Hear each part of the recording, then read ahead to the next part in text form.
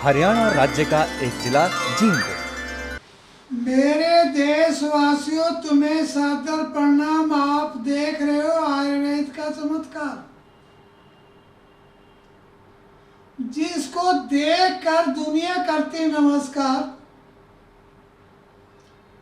मेरा देश का किसान भोला भाला कभी तो डंडी बनाता है, कभी नहीं बनाता है, कभी आराम करता है, कभी नहीं करता है। टाइम टेबल तो है ही नहीं, मेरे देश के किसान के नसीब में नहीं लिखा है। पिछले एपिसोड में भी कहा था मैंने, मेरा देश का किसान एक दुनिया का सबसे बड़ा डॉक्टर है। आज से नहीं, प्राचीन काल से कई कुत्तों ने कई बच्चों को काट लिया, पागल कुत्तों ने काट लिया। उस वक्त डॉक्टरों का इतना बड़ा बोलबाला नहीं था। देहात के लोग तपाक से लाल मिर्च लाए और उस पर कड़वा तेल, सरसों का तेल लिया और जोर से पट्टी बांध दी। 3-4 दिन में जख्म ठीक हो गए। मेरे सामने देखा हुआ ये परिणाम है। कुत्तों को मार के दबा दिया गया। 100% पागल थे, मुंह से लाल पड़ रही थी, पानी से दूर भाग रहे थे। तो क्या उस वक्त आपके खेत के अंदर कोई डॉक्टर था? कौन था? मेरा देश के किसान था। उसने लाल मिर्च को लिया, सरसों का तेल लगाया और बांध दिया। मैंने देखते ही देखते उनसे पूछा, कोई चीज भड़क या तकलीफ है? वो कहना कुछ भी नहीं। आंखों से देखे थे कुत्ते पागल थे, परंतु इलाज हो गया। जैसे आजकल मेरा देश का किसान खेत में पानी लगाता है, वहां कोई स्ट्रीट लाइट तो नहीं। रात के समय कोई न कोई सांप या अजगर काट जाता है। ना कोई साधन हो जल्दी से वो डॉक्टर के पास जा सके। बोले, किसान तेरे खेत में द्रोण पुष्पी, मेरी शक्ल देख रहे हो, जीवन भर का तजर्बा आपको बता रहा हूं। द्रोण पुष्पी अपने खेत में रखिए और इसके हरे पत्तों को लेकर के रस निकालने 12 मास खड़ा होता है। एक एक बूंद आंख में डाल दें, नाक में डाल दें, कान में डाल दें और मुंह में पिला दें 1-2 घूंट। ऐसे ऐसी औषधियां मैंने जीवन भर देखी हैं और जिनसे जान बच जाती है। क्या मेरे देश के किसान को डॉक्टर नहीं कहा जा सकता? एक संत था, आम के नीचे बैठा हुआ था। गांव वालों ने बताया ये तो 4-5 साल से बैठा है। एक आदमी को अधरंग मार गया, उसके हाथ पांव नहीं उठ रहे थे, बेचारा बेहोश था। पहले तो साधु कहने लगा मैं मेरे पास कोई इलाज नहीं। कई आदमियों ने उनके चरणों को छुआ। महाराज गरीब आदमी है, महाराज ने एक पीपा दे दिया जिसमें पानी गर्म करता था और कहने लगा इसे द्रोण पुष्पी से भर लाओ, सूखी या गिल्ली। एक आदमी उनमें से था, वो द्रोण पुष्पी को जानता था और ईख में खड़ी थी, लेके गया। कहने लगा इसे पानी से भरकर अच्छी तरह उबाल लो। उबाल लिया, हल्का गर्म पानी से। कहने लगा इसे क्या कर दो, नहला दो। नहला दिया गया। जहां पर आदमी लेटा था वो थोड़ा से ऊंचे पर था। उसके बदन से चारों तरफ पानी पसीना बहने लगा।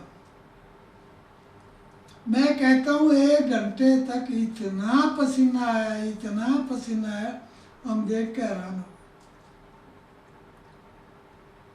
बाबा कहने लगे इसे आवाज लगाओ। महाराज जी ये तो बेहोश था। वो कहने लगे इसे आवाज लगाओ। आवाज लगाई और उसको कह दो खड़ा होके। अधरंग समाप्त था और आराम से उठकर महाराज जी के पास बैठे। हमने पूछा महाराज ये क्या चीज है?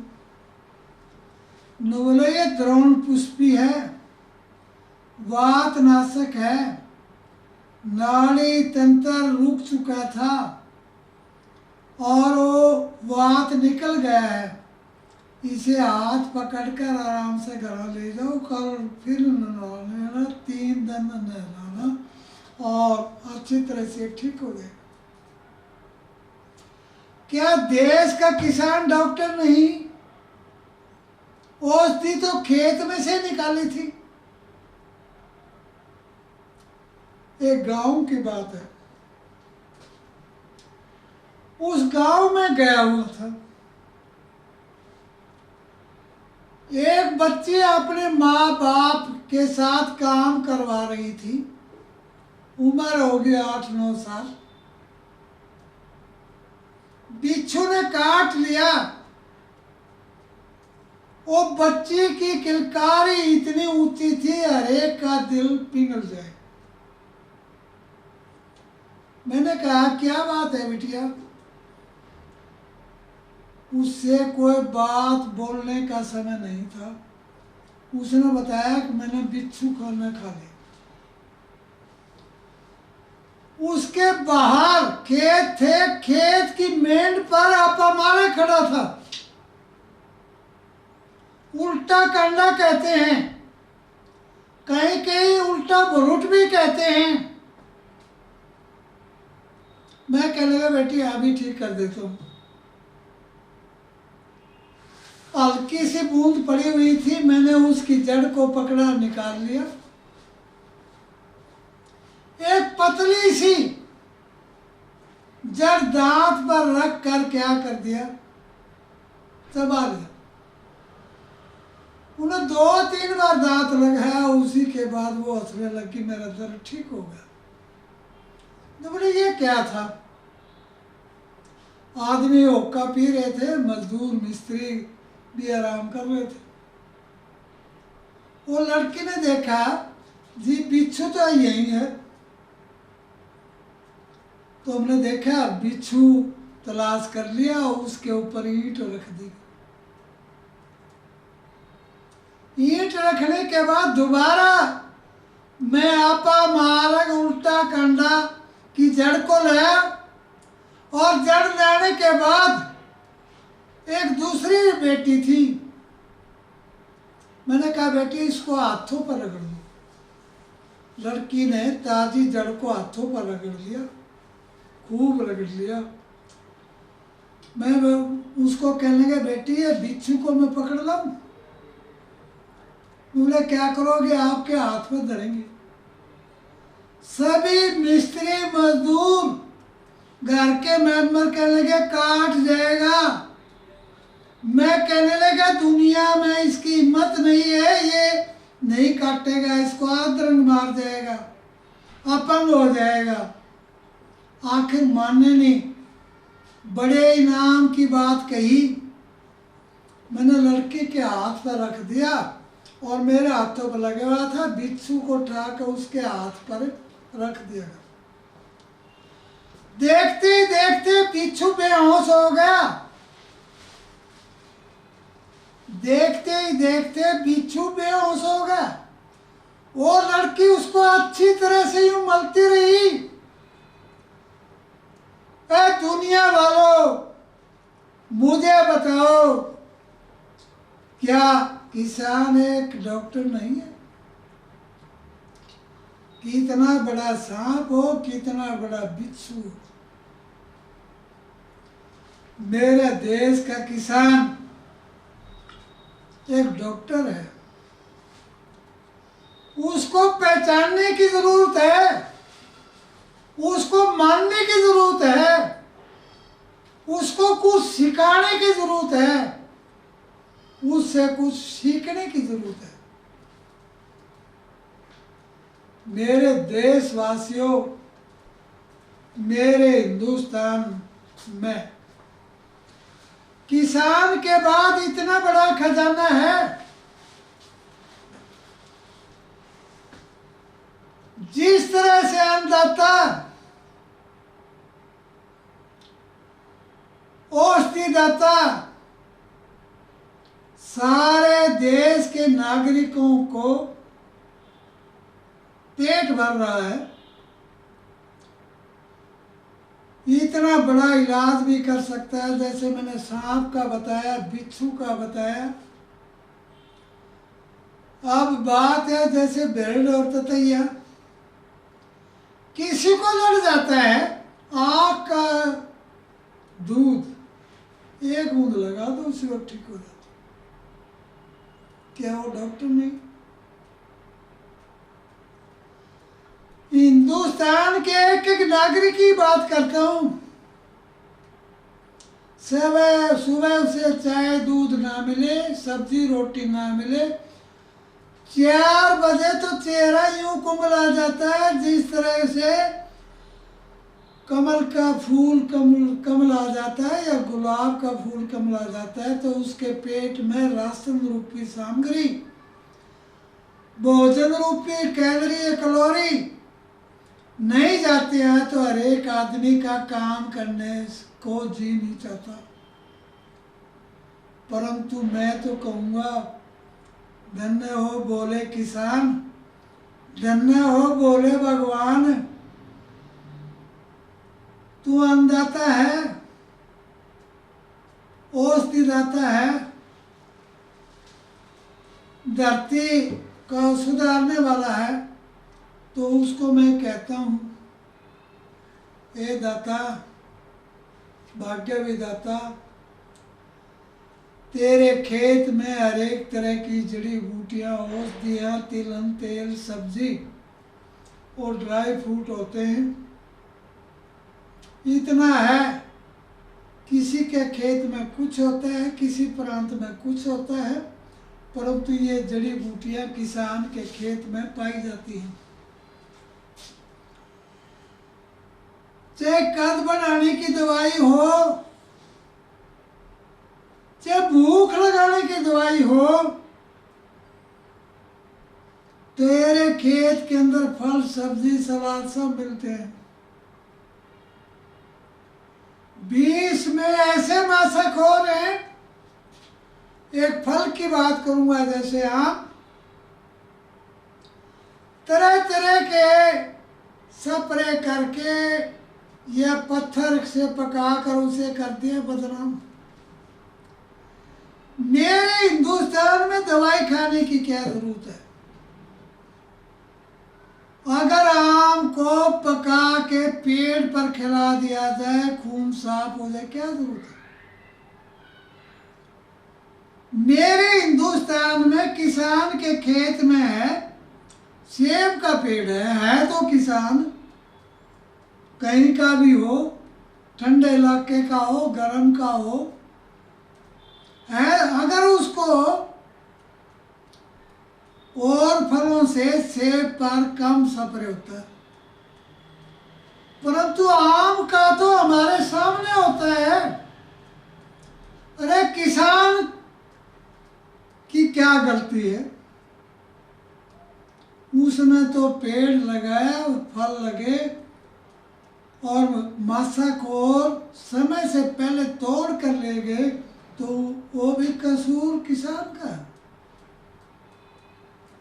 मेरे देशवासियों, यहाँ तरह तरह की जड़ी बूटियाँ किसान के खेत में, किसान के जंगल में, उनके लिए मेरा देश का किसान तैयार करता है। और हिंदुस्तान के लिए एक वरदान है किसान। अगर मान लो मेरे से पूछा जाए, सुबह से लेकर 4 बजे तक रोटी ना दी जाए, मेरी हालत क्या होगी? हालत तो आज भी मैंने किसान जैसी बनाई है। ऐ हलदर, खेत तेरा घर, ऐ हलदर, खेत तेरा घर, तू तो परमार्थ में लगा हुआ है, पेट भरने में लगा हुआ है, भारत को बचाने में लगा हुआ है। इतना मैं तो सीमा पर लड़ने वाले जवानों को जाता है, इतना ही महत्व किसान को जाता है, और बीच में इतना ही महत्व ढोने वाले और पचाने का मिलता है। मेरे देश के अंदर तरह तरह की जड़ी बूटियाँ सन 1968 से बोले किसान के खेत में मैंने शोध करना शुरू किया था। आज दुनिया प्रणाम करती है, दुनिया मानती है, सभी बीमारियों के इलाज किसान के खेत से हो जाता है। कुछ लोग सेब और अनार खाकर खुश होते हैं। अरे किसान के खेत में उगे हुआ बड़ पीपल के फलों को खाकर तो देखो। जितने दोनों बड़ पीपल, नीम, त्रिवेणी, इनके अंदर इतना आनंद है, इतना सेब अनार में नहीं है। जैसे सेब जम्मू कश्मीर, अनार उत्तरी भारत में, नासिक में। तो इन चीजों का प्रयोग करके हम खाते हैं, परंतु सबसे उत्तम फल मेरे देश के खेत के किसान खेत में नीम, बड़ पीपल, जिसको त्रिवेणी कहते हैं, बाहर के देवता इन पर निवास करते हैं, दूषित वातावरण को शुद्ध करते हैं, हानिकारक जो वायरस होता है नीम मार देता है। और पीपल का तो मैं क्या गुणगान करूं, और बड़ का क्या मैं ध्यान करूं। आप सब जानते हैं, जो प्रदूषण को समाप्त करने के लिए दिन रात लगे हुए थे। वैज्ञानिक कुछ लोग ऐसे कहते हैं 24 घंटे जो ऑक्सीजन पीपल देता है। अरे भले आदमी, आपने बड़ जो है 24 घंटे ऑक्सीजन देता है, नीम भी 24 घंटे ऑक्सीजन देता है। अगर ना विश्वास हो, एक टहनी पर एक मोम जामा बांध दें घंटे के लिए, तिल्ली जलाकर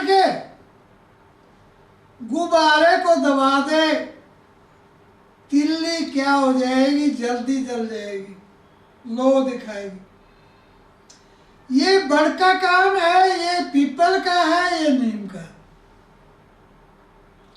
रात के समय जब पीपल या बड़ या नीम के पास जाते हैं,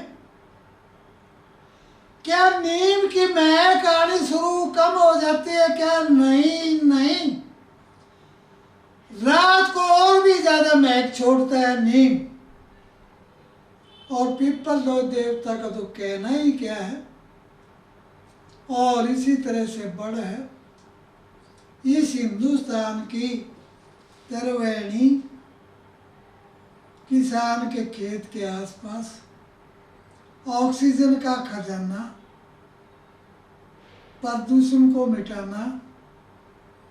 हमेशा ये कारखाने किसान के खेत में पाए जाते हैं।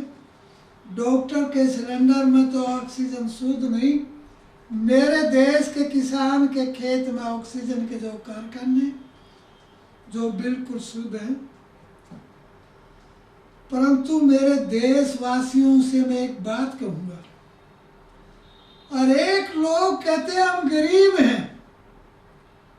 अरे आप गरीब कैसे? भगवान ने आपको आंख, नाक, कान, सुंदर शरीर दिया। आप देश के ऊपर सबसे बड़ी कुर्बानी कर सकते हैं। जाने से पहले अपने जीवन में 5-7 बड़ पीपल नीम लगा दें। उनसे पूछिए एक दिन में ये त्रिवेणी कितनी ऑक्सीजन देती है, और 100 साल अपने जीवन में फैला के देखो कितने अरबों और खरबों की ऑक्सीजन आपने भारत को दे दी, संसार को दे दी। आजकल प्रदूषण को शांत करने वाला कौन है? एक ही है, मेरा देश का किसान। उसके खेत में या उसके आसपास हरियाली होती है। हरियाली दिल वाली होती है, खुशबू वाली होती है, महक वाली होती है, लंबा जीवन देने वाली होती है। और खाद्य सामग्री से ये तंत्र चलता है। तो मेरा देश इस संसार का क्या है? किसान है। परंतु इसमें एक ही कमी है, अगर इन चीजों को प्रयोग करे मेरा हिंदुस्तान का किसान, भारत का कर्ज उतार दे, दुनिया का मुंह मोड़ दे। परिश्रमी, मेहनती और अन्नदाता मेरे जैसे का तो भाग्य विधाता, उसका प्रयोग कर लिया करें और प्रयोग करके नया जीवन दान दें और हिंदुस्तान के पुराना डॉक्टर का गुणगान करें। आजकल मैं जिक्र कर रहा हूँ पोषक तत्व। ये पोषक तत्व कहाँ मिलते हैं? किसान के खेत में बनते हैं। किसान के खेत में कारखाना पानी को साफ करने का, जहां पर हरी भरी हरियाली होगी वहां पर प्रकाश संश्लेषण क्रिया होगी, प्रदूषण घटेगा, शुद्ध हवा और जल प्रकाश से प्रकाश संश्लेषण होगी और मानव के खेत के अंदर खुशहाली होगी। जहां पर ये फसल की बिजाई करता है वहां का क्लोरोफिल, पर्णहरित जिसको आप कहते हैं, जितनी ज्यादा हरियाली होगी किसान के खेत में, उतना ही वहां पर प्रदूषण कम होगा, लोगों को ताजी ऑक्सीजन मिलेगी। हरियाली को देखकर हर एक व्यक्ति का दिल और दिमाग, आंखें बिल्कुल से नए से होने लगेंगी। मेरे देशवासियों, मेरे देश के अंदर जो भी हमारा रहन सहन, खान पान, आप घर में गाय भैंस रखते हैं, उसका भी रखवाला कौन है? मेरा देश का किसान है। महान आत्मा हिंदुस्तान के अंदर अगर मैं सुबह से शाम तक सालों तक तेरा गुण गाता रहूं और तेरा सुख पाता रहूं, तेरी गाथा सबको सुनाता रहूं, ए धरती पुत्र धन्य हो तेरी मेहनत को, तेरे परिश्रम को, तेरे साहस को, तेरी लगन को, जो सभी का तुम क्या करते हो, कल्याण करते हो। जैसे चमड़ी रोग है, मेरे देश के किसान के खेत के अंदर जड़ी बूटी पैदा होती हैं, जिनकी खेती करता है, फूल की खेती करता है, उसे बाजार में बेचता है, फूल की खेती करता है और उसे बाजार में बेचता है। जैसे गुलाब के फूल का गुलकंद और तुलसी की औषधियों के बारे में तो आप जानते ही हैं। गेंदा, चंपा, चमेली, आपके हर एक प्रोग्राम, विवाह शादी में तेरा सहयोग होता है। जैसे बच्चे की रिश्ता करते हैं, मेरा किसान का उत्पादन हल्दी से स्वागत होता है, नारियल से स्वागत होता है, गुलाब के फूलों से होता है और घी तेल से जो स्वागत होता है। धन्य हो अन्नदाता, प्रणाम प्रणाम। मास्टर ओम प्रकाश वैद्य, ज्ञान तारा कॉलोनी, नज़दीक बड़ी नहर, Gyan Tara road, Jind, Haryana. Phone numbers 09466 254102, 09416 556366।